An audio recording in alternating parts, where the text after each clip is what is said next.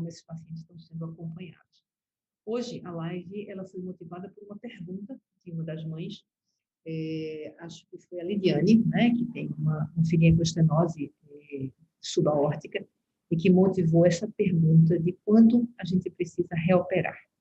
Então, para a gente pensar na reoperação, a gente tem que conhecer um pouquinho as doenças do coração, né? A gente precisa rever a questão de quais são as doenças cardíacas. Eu não sei se está vendo hoje, mas a gente está com uma agora, talvez, pronto. A qualidade da imagem tem uma luz muito forte que está dificultando um pouquinho. Deixa eu até diminuir aqui, ver se melhora. Vai ficar mais fácil para todo mundo. Ok. Então, cirurgia cardíaca na infância, quando é preciso reoperar. Essa é a imagem do coração que a gente já conhece, mas hoje eu vou trabalhar com uma imagem cardíaca mais simples, para que a gente entenda um pouquinho melhor. Alguém aqui já comentou que o filho fez 2 cirurgias, uma parcial, fez uma definitiva e ficou com sopro residual. Você quase que abordou todas as situações que a gente aborda em relação à cirurgia cardíaca. Acho que foi Sandra, né?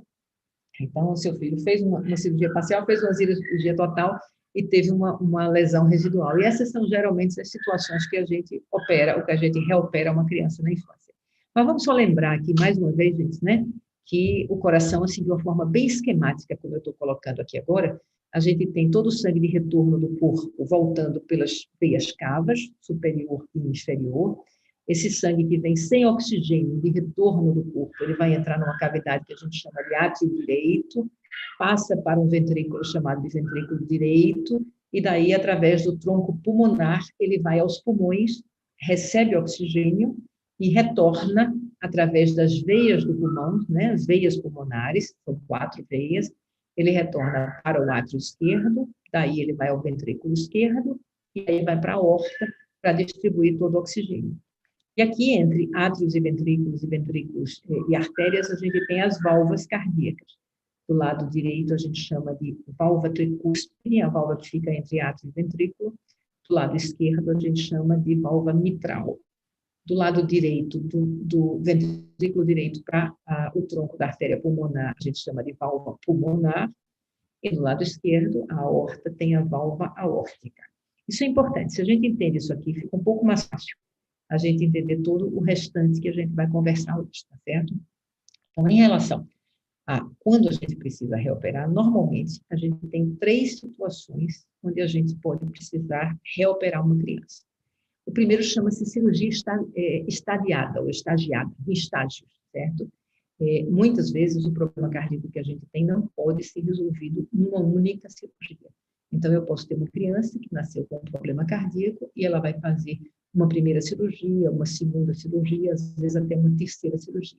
Então, já há uma programação. E isso, quando o bebê nasce, quando é feito o diagnóstico, a gente conversa com a equipe médica e a equipe médica vai orientar e dizer, olha, aqui a gente pode resolver tudo de uma vez só ou não. Isso aqui é uma cirurgia que a gente vai fazer estagiada em 2 etapas ou em 3 etapas. A segunda situação que às vezes a gente tem é quando a gente faz uma cirurgia, que teoricamente é uma cirurgia única ou é a última de um estágio, mas aquela cirurgia fica com a chamada lesão residual, foi o que Sandra comentou há pouco, né? Então, a gente fica com alguma coisa que não resolveu em 100%, e que essa lesão residual, não é incomum a gente ter alguma coisinha de lesão residual, mas é uma lesão importante o bastante para necessitar de uma reoperação. Então, a gente tem as lesões residuais. Essa animação aqui é de gente que ainda não foi embora, viu? Tem alguém animadíssimo, depois eu vou pedir para ver se a gente baixa um pouquinho o ruído, mas é alguém que saiu da sala e que está feliz da vida aí, gritando. A terceira situação, às vezes a gente faz a cirurgia saiu bem, está tudo direitinho, mas com o desenvolvimento da criança, com o passar do tempo, a gente pode voltar a ter algum tipo de problema. Isso geralmente é relacionado a crescimento e desenvolvimento.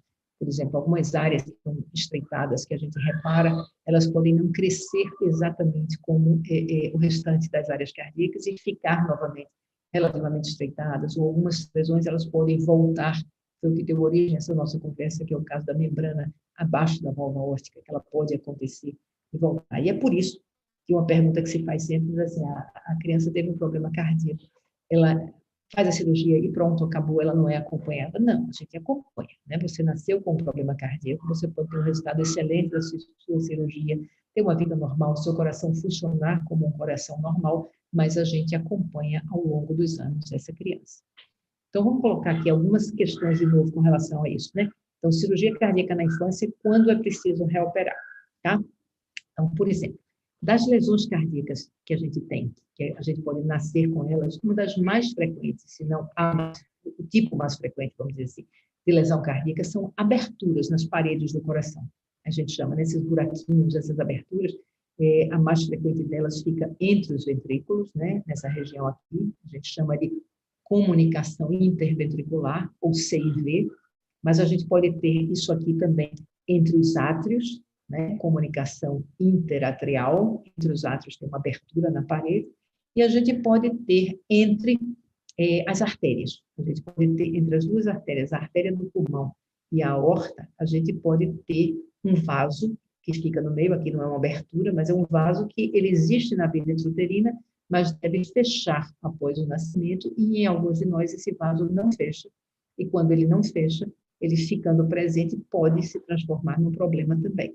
Chama-se canal arterial, ok? Então, vamos ver os 3 nomes para a gente poder entender essas 3 situações, e essas 3 situações, em geral, elas têm uma cirurgia única, ok? Eu vou colocar aqui de novo o nomezinho só para a gente lembrar.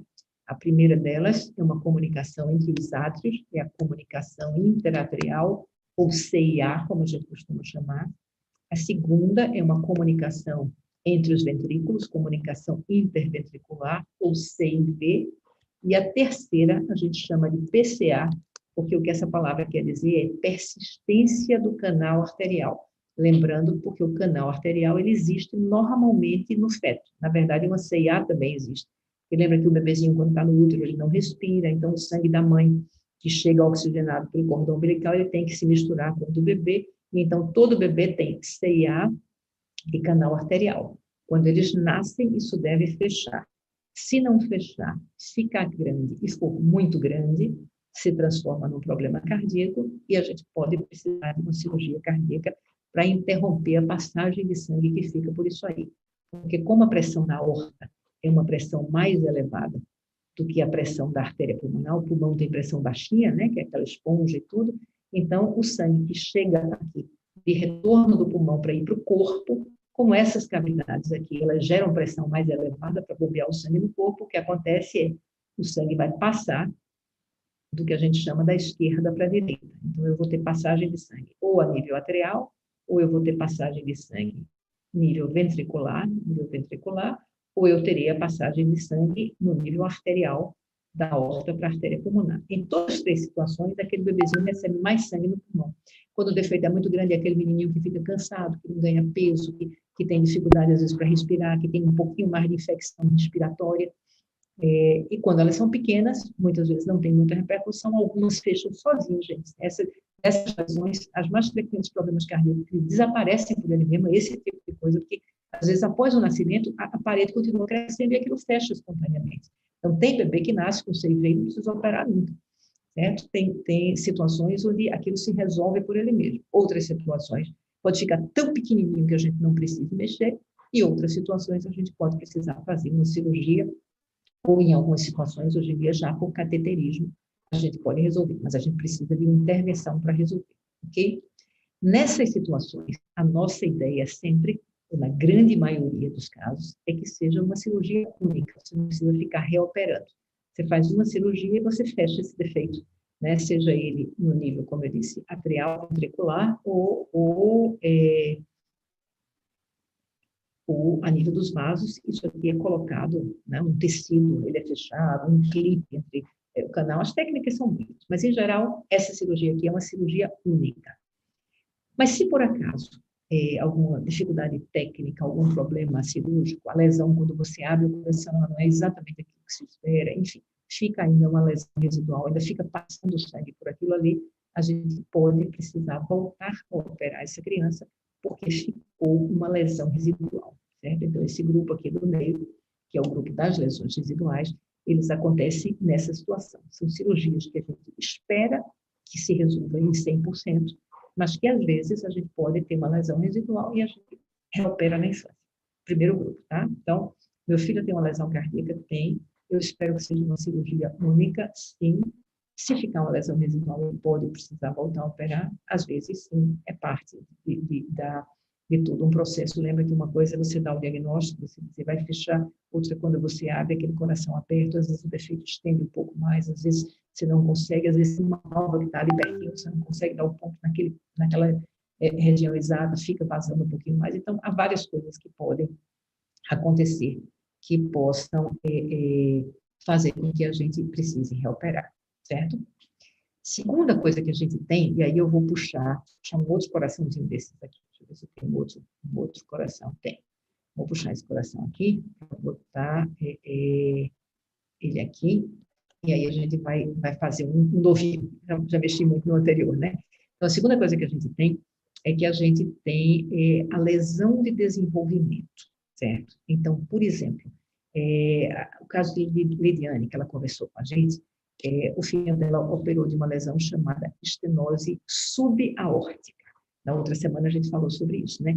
Eu posso ter a estenose aórtica na válvula aórtica, no cantinho da válvula, ela pode ser estreitada na válvula.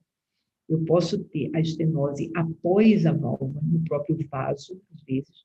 A gente chama de estenose supravalvar, então pode ser no vaso que tem uma região mais estreitada. Às vezes essa lesão é lá adiante, já depois que a aorta faz aquela curva, né, que solta os vasos da cabeça e do pescoço, e já vai levar para o corpo da criança, e às vezes a gente tem uma regiãozinha aqui, que a gente fica bem estreitado, e aí a gente chama de coarctação da aorta, nessa região aqui, e às vezes a lesão é antes da válvula aórtica, na via de saída do ventrículo. Então aqui a gente pode ter uma lesão. E essa lesão que fica na via de saída do ventrículo, a mais frequente que a gente tem, é uma lesão que a gente chama de membrana subaórtica. Então, às vezes, essa membrana subaórtica pode voltar a crescer. Infelizmente, é algo que a gente sabe. E ela voltando a crescer, né, a membrana, se ela crescer novamente, ela obstrui novamente e a gente pode reoperar. Então, esse aí não é uma cirurgia que seja uma lesão residual, não é que se operou e a cirurgia não foi legal. A cirurgia pode ser muito boa, você retira a membrana, fica bem, mas infelizmente é uma coisa natural que a gente tem.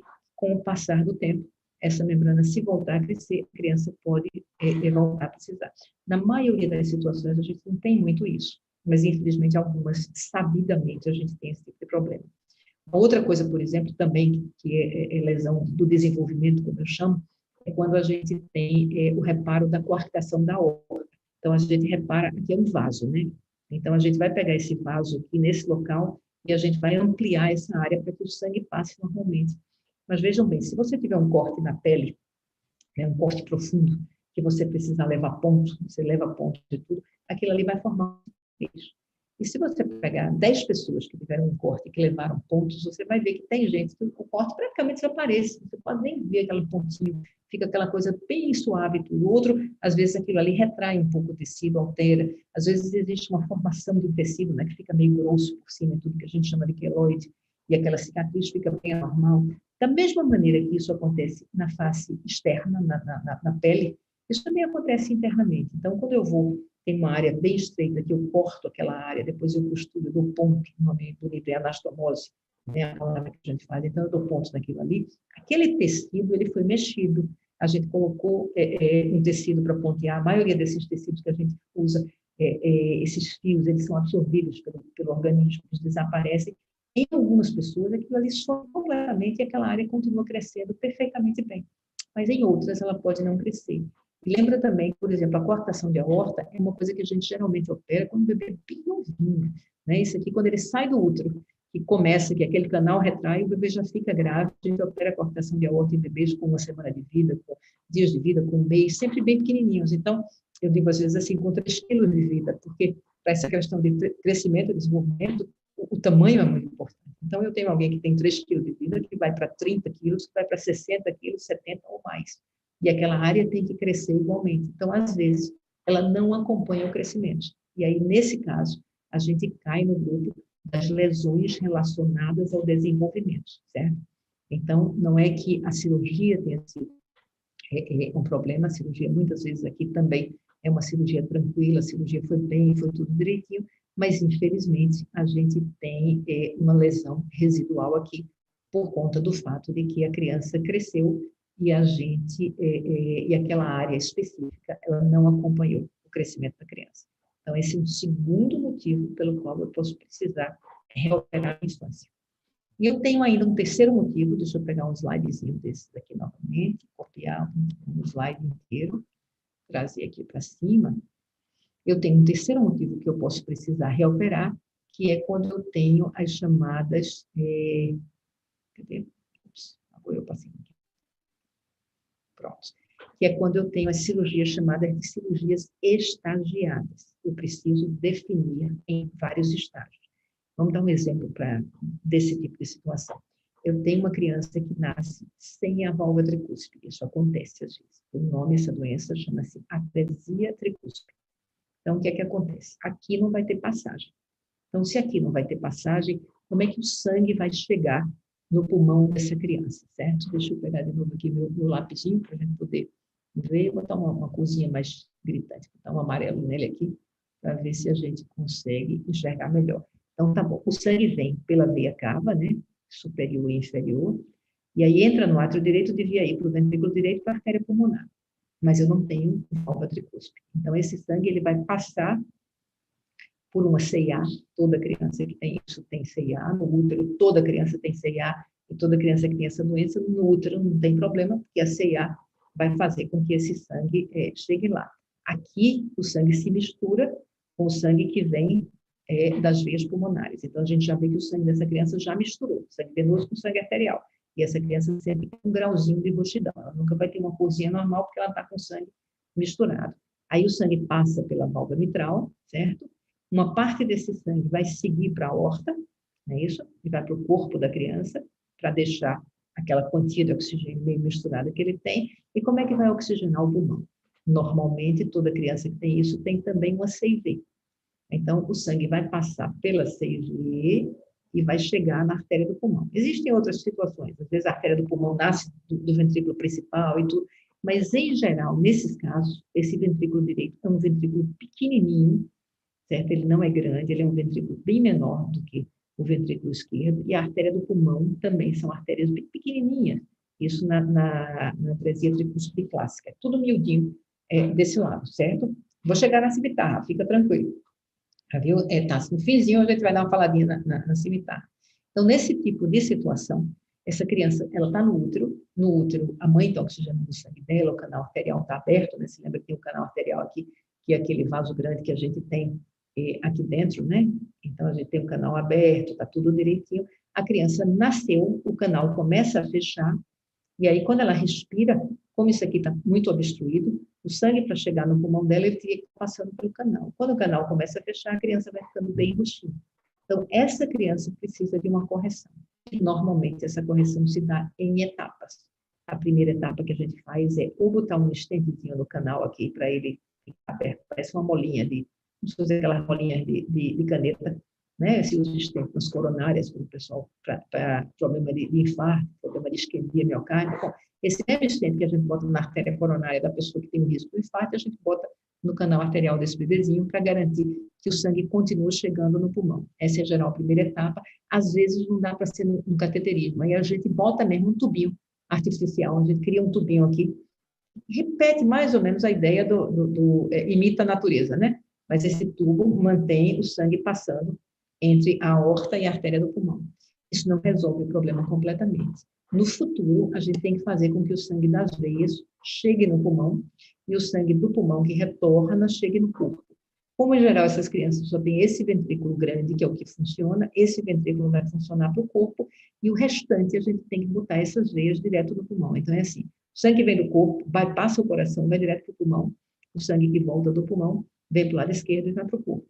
E essas cirurgias são feitas em etapas. Tem uma primeira, onde a gente pega essa veia daqui, que é a veia cava superior, e através de um tubo externo, bota ela já direto no pulmão. Essa cirurgia daqui tem um nome, chama-se cirurgia de Glenn.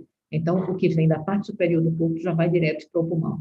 E depois, numa segunda fase, a gente pega esse daqui junto com parte do átrio e coloca de volta também para a artéria do pulmão. Aí chama-se cirurgia de Fontan. Desculpem o desenho, esse é impossível da gente fazer aqui. Talvez um dia eu treine para ver como é melhor, mas assim, uma ideia, na verdade, só é a pergunta de como é que a gente faz o reparo dessas cirurgias e por que uma criança reopera. Então, um bebê, por exemplo, que nasce com uma atresia da válvula tricúspide, né, foi o que a gente acabou de falar agora, tricúspide, ele pode fazer uma primeira cirurgia, que é botar um shunt, né, que é manter o canal, ou botar o stentezinho. Depois ele faz uma cirurgia de Glenn, que é colocar a veia cava superior no pulmão, e depois ele faz uma cirurgia de Fontan, que é colocar a veia cava inferior junto com o átrio direito no pulmão. Então, essa criança, ela vai reoperar, né? Ela vai operar 3 vezes, em geral, a primeira é bem novinho, a segunda perto de 6 meses, um ano, a outra lá entre 2 e 4 anos, mas ele vai passar por essas etapas para corrigir a circulação, vai corrigir a anatomia do coraçãozinho, porque nessas situações de ventrículo único, a gente não tem como fazer uma correção total da anatomia do coração, mas a gente tem como fazer a correção dos fluxos sanguíneos, de forma que tudo que vem do corpo vá direto para o pulmão, tudo que retorna do pulmão chega de volta no corpo. Certo? E isso, então, é a terceira situação que nós temos, onde uma criança pode precisar ser reoperada na infância. Ok? Então, acho que, assim, de uma maneira geral, as informações são essas. Algumas cirurgias são únicas, mas uma lesão residual, se for significativa, pode precisar de uma reoperação. Uma cirurgia que vai bem pode ter lesões que reaparecem, seja porque não está crescendo idealmente, ou porque uma área que não deveria, como a membrana, cresce novamente, e aí a gente precisa reoperar. E em algumas situações, o problema cardíaco é grave o bastante para que a gente estagie a cirurgia e faça em 2 ou 3 fases. Ok? Espero que tenha ficado mais ou menos claro para todo mundo por que uma criança reopera na infância. E alguém pediu sobre síndrome de Scimitar. A gente pode falar mais sobre essas outras coisas em outros momentos, tá? Até pelo meu momento, eu tenho 3 minutos para sair daqui e correr lá para o português, que eu tenho paciente lá para atender. Mas cimitarra, minha gente, é uma espada, né? Uma espada árabe, muito bonita, por sinal, né? Essa imagem aqui dela, da cimitarra. E o que a gente chama de síndrome de Scimitar é porque no raio-x de tórax dá uma imagem que lembra um pouco a cimitarra. Eu sei que aqui ninguém é da área. Ih, como está feio. Peraí, deixa eu ajeitar melhorzinho aqui para a gente ver. Aqui é o raio-x, isso aqui é coisa para médico, mas tem uma imagem no raio-x do lado de fora do coração que lembra uma cimitarra, e essa aqui é a imagem da cimitarra, que eu não sei porquê. Agora ficou boa. Essa aqui é a imagem da cimitarra, né, que a gente está vendo, que é aquela espada árabe. E isso aqui é dado, na verdade, pelo fato de que veias que deveriam estar voltando para o átrio esquerdo, veias pulmonares, se lembra bem rapidinho delas? São 4 veias, né? A gente tem veia pulmonar, são 2 e mais 2 veias pulmonares que devem voltar para o átrio esquerdo. Na cimitarra, essas veias, elas fazem uma drenagem anômala, elas descem, e ao invés de ir para o átrio esquerdo, elas vão para baixo do diafragma e sobem pela veia cava inferior. E essa imagem dessas veias drenando lembra um pouquinho a imagem da cimitarra árabe, por isso que ganhou esse nome. Sim, e a resposta à sua pergunta, não vou me lembrar agora do teu nome, mas a sua pergunta foi: essa síndrome de cimitarra tem cirurgia? Sim, tem. De uma maneira geral, a abordagem da cimitarra é cirúrgica. É claro que tudo, gente, na medicina tem variações, né? Então, pode ter uma situação muito difícil que não dê para abordar, porque a veia é muito pequena, porque a drenagem dela é muito difícil, mas, em geral, quando essa veia vem para a cava inferior, a gente tem que fechar esse ponto aqui e colocar a veia no átrio esquerdo, fazer um redirecionamento. Então, na maioria das vezes, a cimitarra tem abordagem pode ser cirúrgica, sim, é abordagem padrão, inclusive. Como eu disse, em algumas situações isso pode ser mais difícil. Não sei se na tua situação específica, já que você perguntou isso, existe alguma dúvida desse caso. Alguém perguntando também sobre uma taquicardia supraventricular ortotômica, como fazer o diagnóstico dessas taquicardias. A arritmia sempre é uma coisa difícil, né? Diagnóstico de arritmia não é uma coisa muito fácil, mas assim, o exame padrão para todas as arritmias, em qualquer canto do mundo, o exame padrão é o eletrocardiograma, né? Então, um fisiologista, um eletrofisiologista, alguém cuja a especialidade é arritmia cardíaca, um arritmologista, na verdade, é o termo geral, esses colegas, eles, na interpretação no eletro de base, de superfície, eles já têm uma ideia dos tipos de arritmia com as quais a gente lida, mas às vezes precisa de alguns estudos mais detalhados, como é o caso, por exemplo, do estudo eletrofisiológico, onde você faz alguns estímulos. Lembra um cateterismo cardíaco, de certa forma, você faz alguns estímulos para desencadear a arritmia, e daí você vê exatamente por onde essa eletricidade anômala está chegando e onde ela está sendo causada, e definir o tipo de tratamento, se vai ser um tratamento clínico, se vai ser um tratamento através de medicação, se vai ser um tratamento através de cardioversão, se vai ser um tratamento através de ablação que se faz. Então, os tratamentos vão variar nos tipos de arritmia. Mas eletro é sempre o primeiro passo, depois estudos eletrofisiológicos e algumas coisas específicas. Eu posso até um dia desses chamar um colega que faça arritmologia para falar um pouquinho mais. Coincidentemente, escreveu hoje aqui uma das músicas, Rubenita, eu me lembro muito de Rubenita. Rubenita Otan Pietro está com 22 anos. Ela mandou um recado aqui, eu fiquei muito feliz de saber. Otan fez a ablação dele pequenininho. Eu não vou lembrar dos detalhes. Se você estiver assistindo a gente, Rubenita, coloca para isso. Ela colocou que ele está com 22 anos. Ele fez a ablação, foi o Alberto que fez, né, o doutor Alberto Nicodemo, lá no português, quando ele era pequenininho, e ele já é hoje um profissional de informática, né? Ele já fez o curso, já se formou, tem 22 anos. Quem sabe vem trabalhar aqui como voluntário com a gente, né, do Círculo do Coração. Mas, enfim, muito feliz com essa boa notícia, e espero que outras crianças e outros pacientes que fizeram tratamento de arritmias cardíacas possam também conversar com a gente. Mas esse moço fez uma ablação quando era bem novinho, fazia uma taquicardia, não vou lembrar exatamente o tipo dela, mas era uma taquicardia de reentrada, fez a ablação e hoje está um rapazinho com 22 anos. A gente ainda tem uma terceira pergunta sobre coronária anômala. Uma mãe que tem uma filha que operou de coronária anômala e disse que as coronárias estão de dimensões diferentes. E acho que também falou do ventrículo, que estava também de dimensão diferente, de função e tudo. Bem, as duas artérias coronárias, elas devem sair da aorta, né, gente? Outra coisa importantíssima. Quando a gente fala das saídas, a gente fala sempre das partes principais, mas é muita coisa, né? A complexidade é muito grande. Então, a aorta, ela leva sangue oxigenado para todo o corpo da criança. E o corpo da criança inclui o seu coração também. Então, duas artérias pequenininhas saem logo depois da raiz da aorta. Essas duas artérias bem miudinhas, elas se chamam de coronária direita e coronária esquerda, né? E essas duas artérias coronárias, elas levam sangue para o ventrículo esquerdo, para o ventrículo direito. Tem umas áreas de sobreposição, é claro, né? De uma com a outra, mas de uma maneira geral, a coronária direita vai para o ventrículo direito, a coronária esquerda vai para o ventrículo esquerdo, pega mais a parte do septo e tudo. Tem algumas crianças que nascem com a coronária saindo do lugar errado. A coronária esquerda, ao invés de sair da aorta, ela sai da artéria pulmonar. Quando o bebê está no útero, ele vive com um nível de oxigenação mais baixo, isso geralmente não altera muita coisa, mas logo após o nascimento, a gente não só tem um grau de oxigenação mais baixo dessa coronária, mas tem um grau de pressão mais baixo. O mais importante é isso, que é a perfusão. Não vou entrar em detalhes, mas o fato é que esse ventrículo, então, ele não recebe uma oxigenação suficiente, ele não tem oxigênio bastante para penetrar em todas as camadas, o epicárdio, que é de fora, o miocárdio, o endocárdio, e normalmente esse ventrículo começa a dilatar e ele começa a sofrer, principalmente lá dentro, na partezinha do endocárdio, onde tem os músculos das válvulas e tudo, e aí é importantíssimo fazer esse diagnóstico, não é um diagnóstico tão fácil, quanto mais cedo a gente faz, melhor. E essas crianças, então, recebem uma cirurgia para tirar a coronária que está aqui, né, na artéria pulmonar, do cantinho errado, e reimplantá-la aqui na aorta. Sempre que a gente faz essa cirurgia, existe um tempo de recuperação. Não é muito fácil. A massa do ventrículo já cresceu muito, então, normalmente, a coronária é um pouco alterada por conta de tudo que ela passou antes. Ela é dilatada quando ela começa, a função do ventrículo é alterada. Então, com relação à sua resposta, é difícil dizer com certeza. Isso pode ser tudo uma consequência do que já existia e pode ser também um problema residual.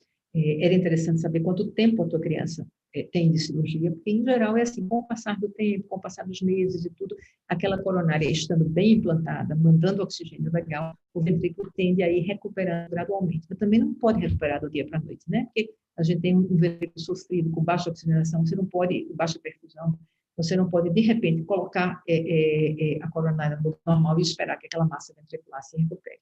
Mas, a médio e longo prazo, a maioria das crianças vai tendendo a ter uma boa recuperação. Aí conversa com o teu médico, os exames que estão sendo feitos, a gente vai olhando e vamos ver como ele vai estar recuperando. Essas eram as perguntas principais, né? A situação das crianças que precisam de cirurgia no Brasil é complicada, com certeza, Maria. Isso é uma coisa muito importante, algo que a gente aqui no Círculo tem tentado trabalhar e expandir, né? Esse tipo de trabalho que a gente faz. Eu acho que trabalho em rede, e conversar com as pessoas, passar informação, começar a descobrir os caminhos, né? Eu disse isso essa semana para uma mãe que tem um bebezinho com cardiopatia complexa. Eu digo, o problema é grande, mas ele existe. Quanto mais cedo eu sei, melhor a gente se prepara para ir. Então, também encontrando as soluções nas várias etapas em que a coisa vai ser necessária.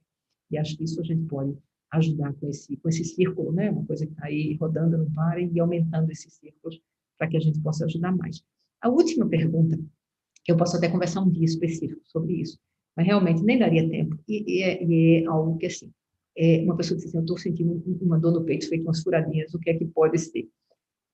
A resposta, infelizmente, a resposta mesmo, isso não é uma brincadeira não, a resposta pode ser tudo, inclusive nada. Para a gente saber realmente, o diagnóstico diferencial da dor no peito é imenso. E a gente vai, uma série de coisas, a gente vai, é só dor no peito, tem alguma coisa associada, qual é a faixa etária do paciente, é alguém que tem fator de risco, porque, claro, a primeira coisa que a gente pensa com dor no peito pode ser coração? E, claro, pode, mas pode também não ser, pode não ser coração, pode ser estômago, são várias coisas que a gente pode ter que podem levar a essa dor.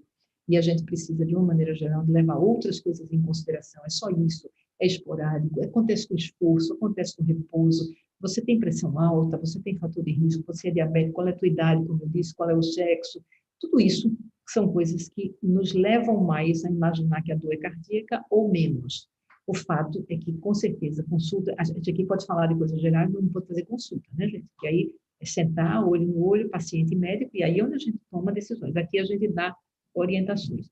E se está acontecendo, se é uma coisa nova, se você nunca teve antes, se você não está tomando café demais e tem claramente a ideia de que é uma azia, tudo, mas é uma coisa que está lhe preocupando um pouquinho como um machado novo, conversa com o médico, tá? É sempre melhor a gente pecar por excesso do que por falta, por omissão, né? Então, dor no peito, a gente pode voltar a conversar, hoje não, mas quando a gente conversar de uma próxima vez, eu vou tentar marcar um dia assim, para a gente dar uma conversada geral sobre dor no peito.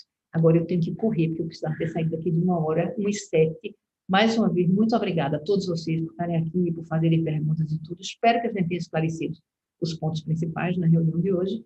E provavelmente sexta-feira, ou quarta e sexta, mas pelo menos na segunda e sexta, quando eu terminar a atividade aqui na Casa do Círculo do Coração, a gente conversa um pouquinho sobre alguma coisa. Quem quiser alguma coisa específica, bota pergunta. Porque aí vocês botando as perguntas, dá origem à live. Se der, eu coloco a do dono peito. Como ela é meio ampla, pode ser que não caiba, mas perguntas específicas sobre a parte cardíaca, a gente pode conversar um pouquinho mais, tá bom? Obrigada, viu, gente? Até sexta ou quarta. Vamos ver. Tchau, tchau.